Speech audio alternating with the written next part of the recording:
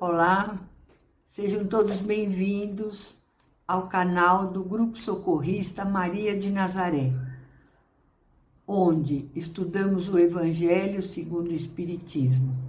Hoje falaremos do capítulo 19, a fé que transporta montanhas, do item 1 ao 5. Mas antes de começarmos, vou pedir a todos que fechem os olhos, que se liguem ao Mestre Jesus, para que possamos absorver bem os seus ensinamentos, para que possamos aprender, para que possamos raciocinar e segui-lo da melhor maneira possível. Que Ele nos abençoe e nos fortaleça. Graças a Deus, que assim seja. Então, no item 1 deste capítulo 19, começa com uma passagem de Jesus, quando um homem o procura para pedir que cure seu filho, que ele é lunático, ele tem desmaios, ele cai ora no fogo, ora na água, e ele não consegue a cura desse filho. E ele pede a Jesus que olhe por ele. Jesus pede para ele trazer a criança até lá, e no que ele mostra a criança, Jesus olha e o cura. Imediatamente a criança é curada. O homem se retira e os discípulos do mestre chegam até ele e diz: Mestre, por que não conseguimos curar essa criança? Porque não tendes fé. Jesus nunca falou em agradecimento, nunca aceitou agradecimento.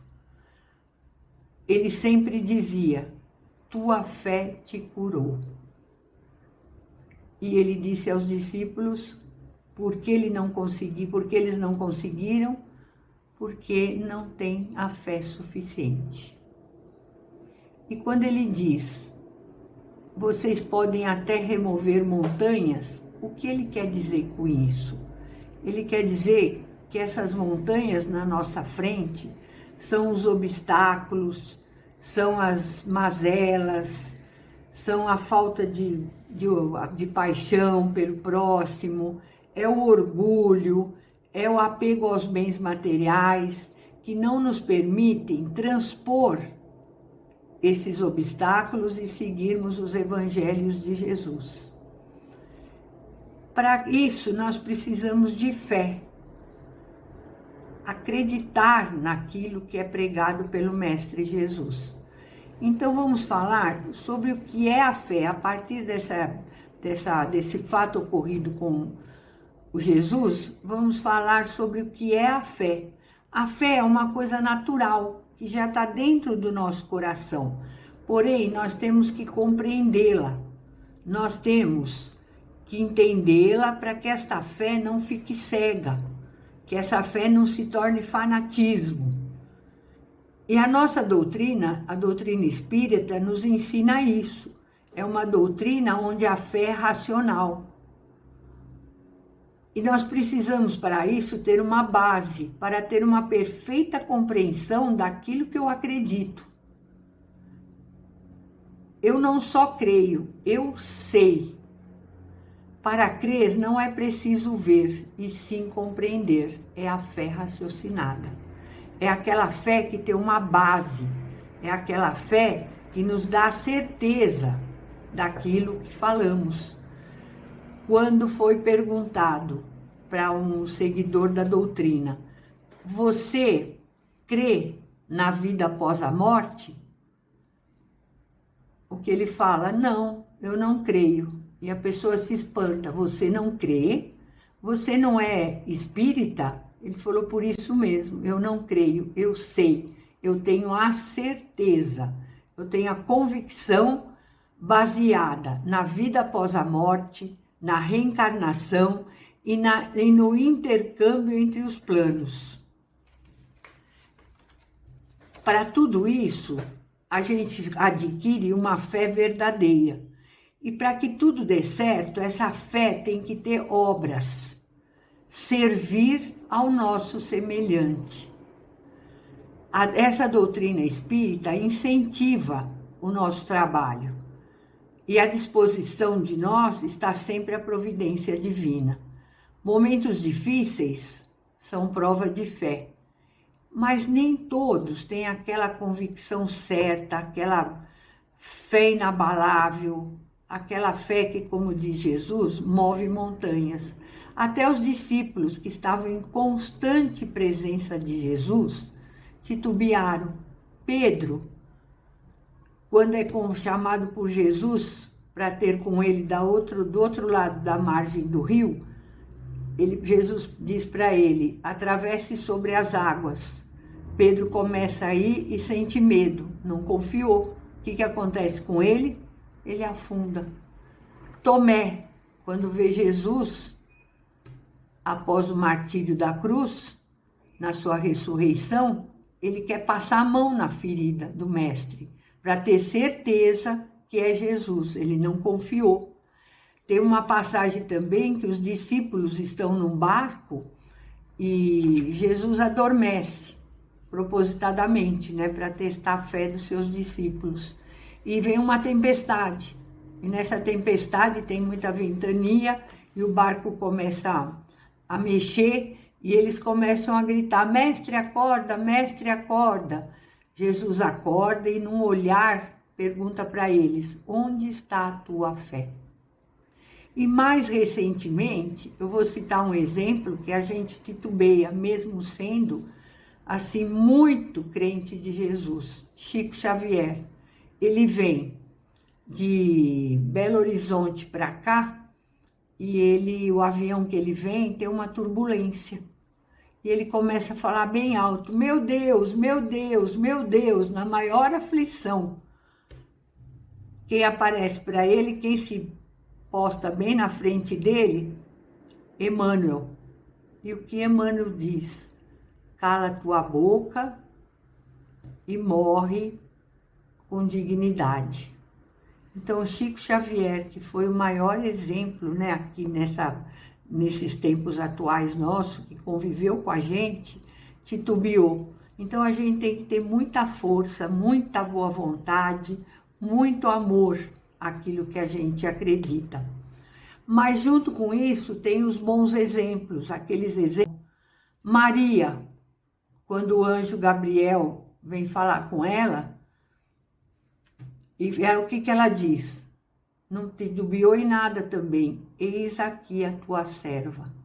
Se colocou as ordens e à disposição. Paulo de Tarso, quando Jesus fala com ele passa de perseguidor a seguidor. E a nossa fé nos sustenta, a nossa doutrina nos sustenta, ela nos transforma, ela nos dá força.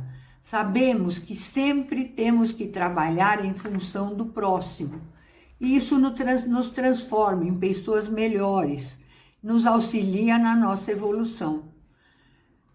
A nossa doutrina nos alimenta, e essa fé é alimentada pelos ensinamentos da religião. Mas isso não nos autoriza também a questionar outras religiões, que são os caminhos escolhidos pelos nossos irmãos.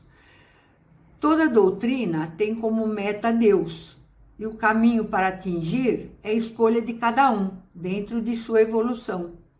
Não nos cabe dizer o que é certo e o que é errado. E tem um fato que aconteceu, é um fato verídico que aconteceu num cemitério.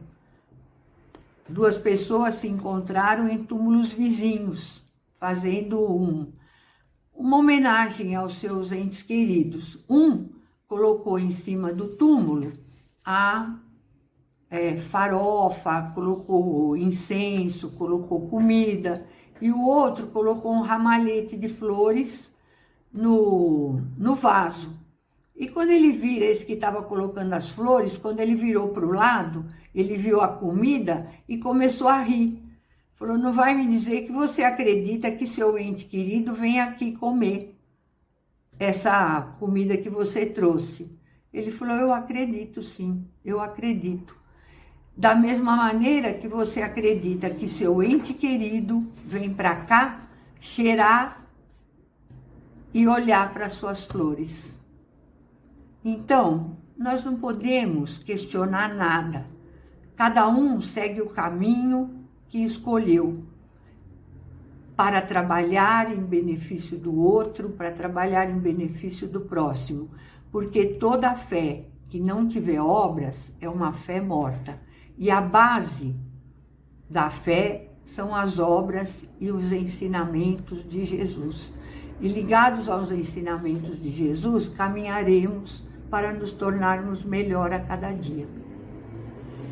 Então, antes de eu encerrar, era isso que eu queria falar para vocês, que a fé move montanha sim, se a gente quiser seguir os ensinamentos de Jesus. E antes de encerrar, eu quero ler aqui para você, eu vou pedir licença para vocês, para ler palavras de Emmanuel. E a frase que encerra essa leitura, eu achei assim uma coisa tão significativa que eu quero guardar comigo para sempre. Emmanuel diz que uma planta para crescer precisa de adubo, de água, de cuidados. E no campo da fé também tem que ser igualzinho ao jardineiro. Nós temos que ser o nosso jardineiro. Temos que ter zelo e cuidados para a nossa fé crescer. Se só tivermos pensamentos de posse, de orgulho, de cobiça, de bens materiais, nossa fé não irá crescer. Tudo isso são vermes que atacam a plantação da fé. Então vamos cultivar essa planta divina com sentimentos bons e trabalho em benefício do próximo. E ele termina com essa frase: afinal, ter fé é guardar no coração a luminosa certeza em Deus. Então, gente, era isso que eu queria falar para vocês. Eu espero que a gente possa ter dentro da gente esses ensinamentos, trabalhar em benefício do próximo e a cada dia mais sermos melhor, de mãos dadas com o Mestre Jesus. Que assim seja e até a próxima, se assim Ele permitir. Graças a Deus.